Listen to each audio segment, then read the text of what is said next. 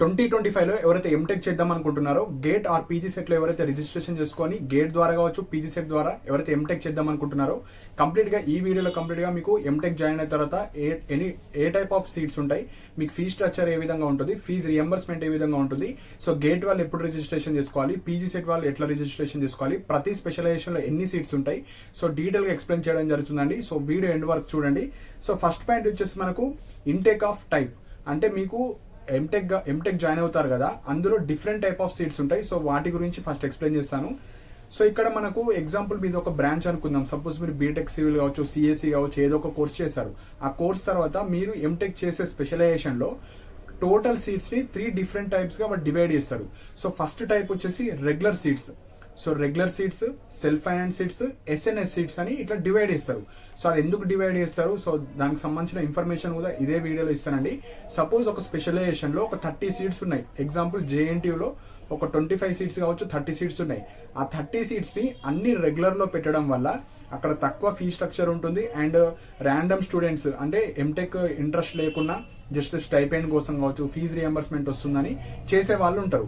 So అలా government వాళ్ళు ఏం చేస్తారంటే ఉన్న సీట్స్ని కొన్ని రెగ్యులర్లో, కొన్ని సెల్ఫ్ ఫైనాన్స్లో, కొన్ని ఎస్ఎన్ఎస్లో డివైడ్ చేసి రెగ్యులర్కి కొద్దిగా తక్కువ ఫీజు పెడతారు, ఎస్ఎఫ్కి కొద్ది ఎక్కువ పెడతారు, అండ్ ఎస్ఎన్ఎస్కి వచ్చేసి ఎక్కువ పెడతారు. సో ఎందుకు అంటే ఇంట్రెస్టెడ్ స్టూడెంట్స్ కావచ్చు అలాంటి వాళ్ళకు ఈ హయ్యర్ ఎడ్యుకేషన్ ఇవ్వాలని వాళ్ళు అలా పెడతారు. ఎందుకంటే కొద్దిగా ఎక్కువ ఫీజు పెడితే ఇంట్రెస్టెడ్ స్టూడెంట్స్ మాత్రమే రావాలి ఈ కోర్సెస్ చేయడానికి.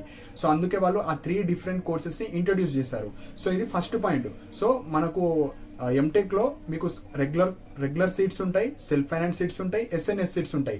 సో ఈ 3లో ఎందులో వచ్చినా మీరు ఒకే క్లాస్లో ఉంటారు, కాకపోతే ఫీ స్ట్రక్చర్ అనేది డిఫరెంట్ ఉంటుంది. సో ఫీజు మాత్రమే డిఫరెంట్ ఉంటుంది, మీరు అందరూ ఒకే క్లాస్లో ఉంటారు. సో ఇది ఫస్ట్ పాయింట్. సో ఇక్కడ మనకు PG set website web counselling అప్పుడు మీకు 3 days ఆర్ 4 days ముందు మీకు కాలేజ్ లిస్ట్ ప్రొవైడ్ చేస్తారు వెబ్సైట్లో. సో అందులో మీకు కింద మెన్షన్ చేస్తారు. సో రెగ్యులర్ సెల్ఫ్ ఫైనాన్స్ వాళ్ళకు ఏఐసిటి మీకు ఫెలోషిప్ వస్తుంది, అదే ఎస్ఎన్ఎస్ వాళ్ళకు self finance without AICTE fellowship అని వస్తుంది. సో ఇక్కడ మీరు కన్ఫ్యూజ్ అవ్వకండి. సో పీజీ సెట్ ద్వారా వెళ్తే ఫీజు రియంబర్స్మెంట్ వస్తుంది, గేట్ ద్వారా వెళ్తే స్టైపెండ్ వస్తుంది. సో మీరు రెగ్యులర్ వచ్చినా, సెల్ఫ్ ఫైనాన్స్ వచ్చినా, ఎస్ఎన్ఎస్ వచ్చినా ఫీజు రియంబర్స్మెంట్ వచ్చే వాళ్ళకి ఫీజు రియంబర్స్మెంట్ వస్తుంది, గేట్ వాళ్ళకు స్టైపెండ్ వస్తుంది. సో కన్ఫ్యూజ్ అవ్వకండి. సో చాలా తక్కువ సీట్స్ ఉంటాయి కాబట్టి మీకు ఎందులో సీట్ వచ్చినా మీకు స్టైపెండ్, ఫీజు రియంబర్స్మెంట్ అయితే వస్తుంది. సో ఇప్పుడు ఎన్ని సీట్స్ ఉంటాయి, ప్రతి స్పెషలైజేషన్లో ఎన్ని సీట్స్ ఉంటాయో చెప్తాను. సో మనకు బీటెక్ లాగా 60 సీట్స్, 120 సీట్స్, 180 సీట్స్ అయితే ఉండవు, చాలా తక్కువ ఉంటాయి.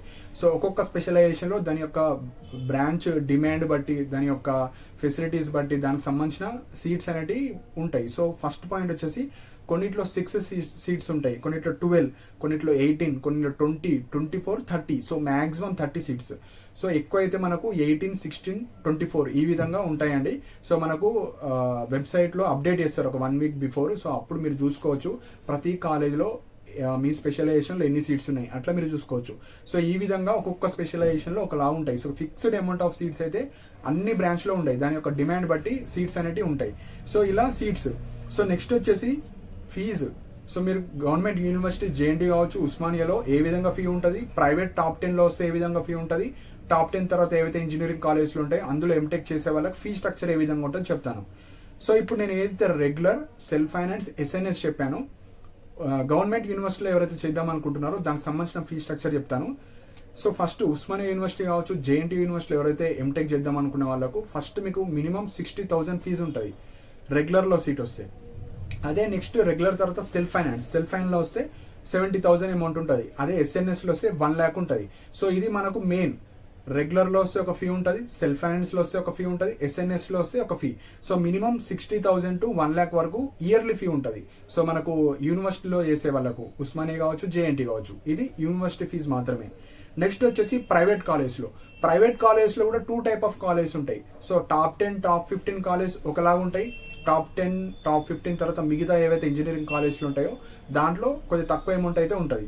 సో ఫస్ట్ వచ్చేసి ఈ టాప్ 10, టాప్ 15 కాకుండా మిగతా కాలేజీలో ఎవరైతే ఇంజనీరింగ్ కోర్సెస్ ఎంటెక్ చేద్దాం అనుకుంటున్నారో మినిమం 60,000 నుంచి స్టార్ట్ అవుతుంది ఇయర్లీ ఫీ, మాక్సిమం 1 lakh వరకు ఉంటుంది. సో మోస్ట్లీ 70,000, 80,000, 90,000 ఉంటుంది. ఒక 60 to 70% of college fees per year fees. ఇది ప్రైవేట్ కాలేజెస్లో. అండ్ ఇదే ప్రైవేట్ కాలేజ్లో టాప్ 10 కాలేజ్కి వచ్చేసి లైక్ సిబిఐటి, వాసవి కావచ్చు, విఎన్ఆర్ విజిఐటి, ఎంజిఐటి కావచ్చు, శ్రీనిధి కావచ్చు, గోకరాజు గంగరాజు కావచ్చు, ఇలాంటి కాలేజ్లు ఇవి టాప్ 10 టాప్ 15 కాలేజ్. సో ఇందులో మీరు ఎంటెక్ చేయాలనుకుంటే ఇయర్లీ ఫీ 1 lakh to 1,50,000 వరకు ఉంటాయి. సపోజ్ సిబిఐటి అనుకోండి, ఎక్కువ ఫీజు ఉంటుంది, 1,50,000, 1,45,000 ఆ విధంగా ఉంటుంది. సో టాప్ 10లో వస్తే ఒకలాగా ఫీ ఉంటుంది, టాప్ 10 తర్వాత మిగతా ఇంజనీరింగ్ కాలేజ్లో వస్తే 70,000 to 90,000 వరకు ఉంటుంది. సో ఇది మనకు యూనివర్సిటీ కాలేజ్లో వస్తే ఫీ ఒకలా ఉంటుంది, ప్రైవేట్ కాలేజ్లో వస్తే ఒకలా ఉంటుంది. సో ఇది మనకు ఫీ స్ట్రక్చర్స్. నెక్స్ట్ వచ్చేసి ఫీజ్ రియంబర్స్మెంట్. సో ఆల్రెడీ డీటెయిల్గా వీడియో చేశాను, సో మళ్ళీ డౌట్ అడుగుతున్నారు కాబట్టి ఇదే వీడియోలో క్లారిటీగా చెప్తాను. సో ఇప్పుడు ఫీజ్ రియంబర్స్మెంట్ కూడా 2 types ఉంటుంది. సో గేట్ వాళ్ళు అప్లై చేస్తారు, పీజీ సెట్ ద్వారా అప్లై చేస్తారు. సో ఫస్ట్ వచ్చేసి నేను గేట్ వాళ్ళకి చెప్తాను. సో గేట్ వాళ్ళకు మీరు ఎంతైతే ఫీ అమౌంట్ ఉంటుందో, ఎగ్జాంపుల్ యూనివర్సిటీ చెప్పా, ప్రైవేట్ కాలేజ్ చెప్పా, ఆ ఫీ అనేది మీరే పే చేసుకోవాలి. గవర్నమెంట్ వాళ్ళు ఫీజు రియంబర్స్మెంట్ ఇవ్వరు మీకు. ఎందుకంటే గేట్ వాళ్ళకు మంత్లీ 12,400 రూపీస్ ఇస్తారు. సో ఆ అమౌంట్ మీకు దాదాపు 3 lakhs వరకు ఉంటుంది 2 yearsకి. సో మీరే ఫీ పేమెంట్ చేసుకోవాలి. సో గేట్ వాళ్ళు ఒకటే గుర్తుపెట్టుకోండి, మీకు స్టైపెండ్ ఎవ్రీ మంత్ వస్తుంది కాబట్టి మీకు ఏ కాలేజ్ అయినా రాని, ఆ కాలేజ్లో ఎంత ఫీ ఉంటుందో అది మొత్తం మీరే పే చేసుకోవాలి. మీకు ఇన్కమ్ సర్టిఫికేట్ ఉన్నదా, మీరు ఎస్సీ ఎస్టీయా ఈబీసీయా అదంతా ఏం సంబంధం లేదు, జస్ట్ మీరు ట్యూషన్ ఫీ పే చేసుకోవాలి, టెస్ట్ అయిపోయింది వస్తుంది. ఇది గేట్ వాళ్ళకు. నెక్స్ట్ వచ్చేసి మనకు పీజీ సెట్. సో గేట్ కాకుండా పీజీ సెట్ ద్వారా ఎవరైతే ఎంటెక్ చేద్దాం అనుకుంటున్నారో మీకు ఫీజు రియంబర్స్మెంట్ వస్తుంది. అంటే గవర్నమెంట్ వాళ్ళు మీ అమౌంట్ అయితే పే చేస్తారు. ఈ ఫీజు రియంబర్స్మెంట్ లో కూడా 2 కేటగిరీ స్టూడెంట్స్ ఉంటారు. సో ఎస్సీ ఎస్టీ మైనారిటీ ఒక కేటగిరీ కింద.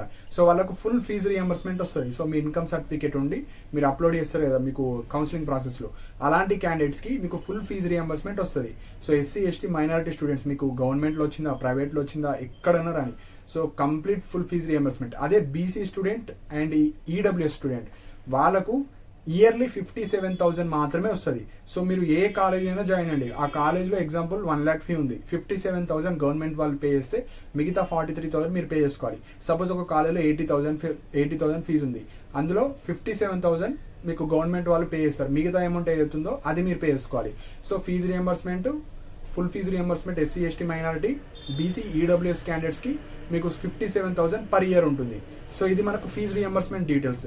సో నెక్స్ట్ వచ్చేసి పీజీ సెట్ కౌన్సిలింగ్ ఎప్పుడు స్టార్ట్ అవుతుంది, దాంట్లో స్టెప్ 1, స్టెప్ 2, స్టెప్ 3 ఏమేమి ఉంటాయి అవి చెప్తానండి. సో పీజీ సెట్ వచ్చేసి మనకు దాదాపు July 25 లోపు ఎనీ టైం మనకు వెబ్సైట్లో అప్డేట్ చేస్తారు. సో ఇక్కడ ఫస్ట్ స్టెప్ వచ్చేసి మనకు రిజిస్ట్రేషన్. సో మీ పర్సనల్ డేటా కావచ్చు, మీ ఎడ్యుకేషన్ డీటెయిల్స్ కావచ్చు మళ్ళీ ఎంటర్ చేయాల్సి వస్తుంది. సో ఇదే పీజీ సెట్ వెబ్సైట్లో 2 ఆప్షన్స్ ఉంటాయి, apply through GATE, apply through PG CET, or apply through both GATE and PG CET. So ఒకటి గుర్తుపెట్టుకోండి, ఫస్ట్ ప్రిఫరెన్స్ మనకు గేట్ స్టూడెంట్స్కి ఇస్తారు, సెకండ్ ప్రిఫరెన్స్ వచ్చేసి పీజీ సెట్. కాకపోతే గేట్ వాళ్ళు చాలా తక్కువ మంది ఉంటారు, అండ్ గేట్ వాళ్ళు 25, 24, 23 మీరు ఎందులో అయితే మంచి ర్యాంక్ కావచ్చు, మంచి స్కోర్ వచ్చిందో ఆ గేట్ అడ్మిట్ కార్డ్ తోటి మీరు అప్లై చేసుకోవచ్చు. అండ్ పీజీ సెట్ అయితే 2025 వాళ్ళే అప్లై చేసుకోవచ్చు, క్వాలిఫైడ్ స్టూడెంట్స్ మాత్రమే ఎలిజిబుల్. సో ఇది మనకు ఒకటే వెబ్సైట్లో అప్డేట్ చేస్తారు, కానీ ఫస్ట్ ప్రిఫరెన్స్ గేట్ వాళ్ళకి ఇస్తారు. గేట్ నుంచి ఫిల్ అయిన తర్వాత పీజీ సెట్ వాళ్ళకి ఇవ్వడం జరుగుతుంది, కానీ పీజీ సెట్ వాళ్ళే ఎక్కువ ఉంటారు, గేట్ వాళ్ళు చాలా తక్కువ ఉంటారు.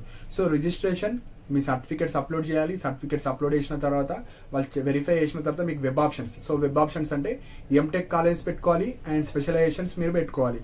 సో నెక్స్ట్ phase 1 రిజల్ట్స్ వస్తాయి. సో phase 1 రిజల్ట్స్ కూడా మనకు వెబ్సైట్లోనే అప్డేట్ చేస్తారు. జస్ట్ మీ హాల్ టికెట్ నెంబర్ ఎంటర్ చేస్తే మీకు ఏ కాలేజీలో వచ్చింది, ఏ స్పెషలైజేషన్ వచ్చింది, ఫీ స్ట్రక్చర్ ఎంత ఉంది అదన్నీ డిస్ప్లే అవుతుంది. సో phase 1లోనే మీకు ఇన్కమ్ సర్టిఫికేట్ ఉన్న వాళ్ళకు ఏదైతే పెడతారో ఎస్సీ ఎస్టీ వాళ్ళకు 0 ఫీజు చూపిస్తుంది. జస్ట్ డౌన్లోడ్ చేసుకోవడానికి 100 రూపీస్, 300 రూపీస్ అడుగుతుంది. బీసీ వాళ్ళకు ఎగ్జాంపుల్ 1 lakh ఉంటే 57,000 మైనస్. మెయిన్ పాయింట్ ఏంటంటే ఇక్కడ ఇయర్కి 57,000 వచ్చింది, కానీ సీట్ అలాట్మెంట్ మీద ఫస్ట్ సెమిస్టర్ అమౌంట్ మాత్రమే చూపిస్తుంది.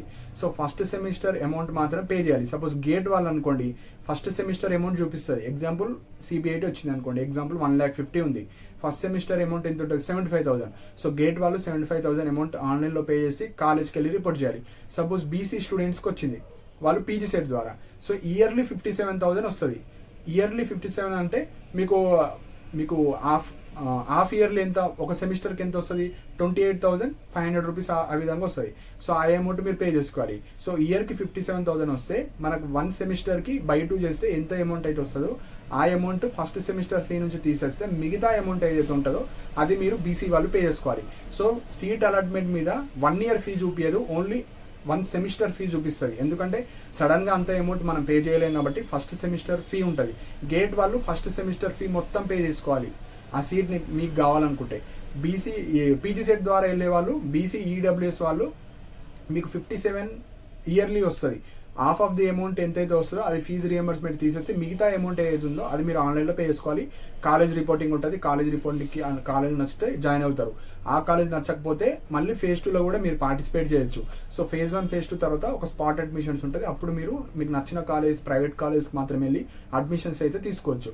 సో ఈ విధంగా మీకు పీజీ సెట్ కౌన్సిలింగ్ అయితే ఉంటుంది. సో గేట్ వాళ్ళు కావచ్చు, పీజీ సెట్ కావచ్చు, కంబైన్డ్ కౌన్సిలింగ్ ఉంటుంది. సో ఒకే వెబ్సైట్లో గేట్ ఉన్న వాళ్ళు గేట్ ద్వారా అప్లై చేసుకోవచ్చు, పీజీ సెట్ ఉన్న వాళ్ళు పీజీ సెట్. నాకు 2 ఉన్నాయి అన్న వాళ్ళు గేట్ ప్లస్ పీజీ సెట్ అని ఒక ఆప్షన్ ఉంటుంది, దాని ద్వారా మీరు అప్లై చేసుకోవచ్చు. కానీ గేట్ ద్వారానే మీకు ఫస్ట్ ప్రిఫరెన్స్ ఇస్తారు. కొంతమంది గేట్ క్వాలిఫై, నేను పీజీ సెట్ రాయాలి అనుకుంటే అవసరం లేదు, గేట్ ఉంది కాబట్టి మళ్ళీ పీజీ సెట్ అవసరం లేదు.